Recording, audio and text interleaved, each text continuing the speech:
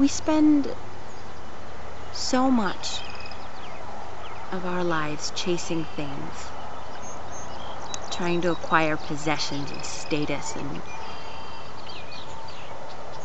all the many things that civilization has to offer. And yet, we could lose it all at the snap of our fingers, keep our lives and lose everything we've racked up that tells us how to live it.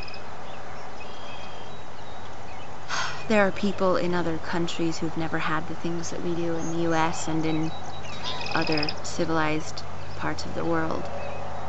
The internet, computers, all of that.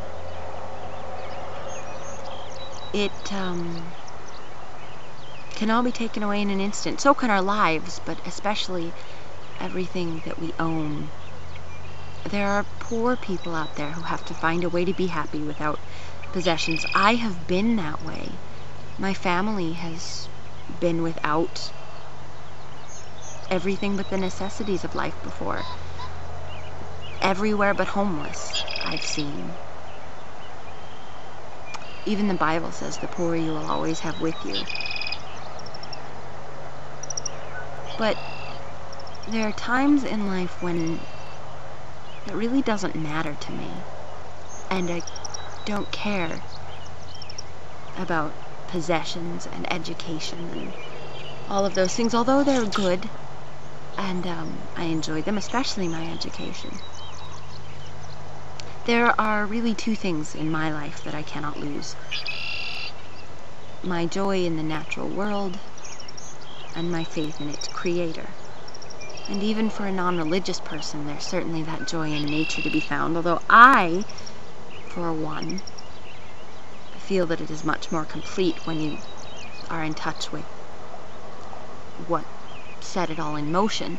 But either way, it doesn't matter, the rest of it. And it brings to mind characters from the play As You Like It by William Shakespeare,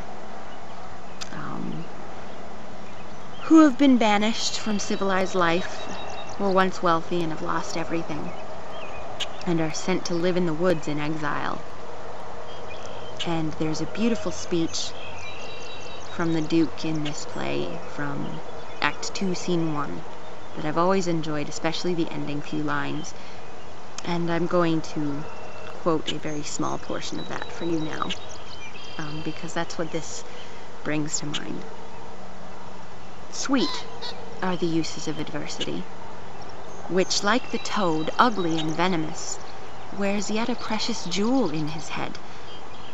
And this our life, exempt from public haunt, finds tongues in trees, books in running brooks, sermons in stones, and good in everything.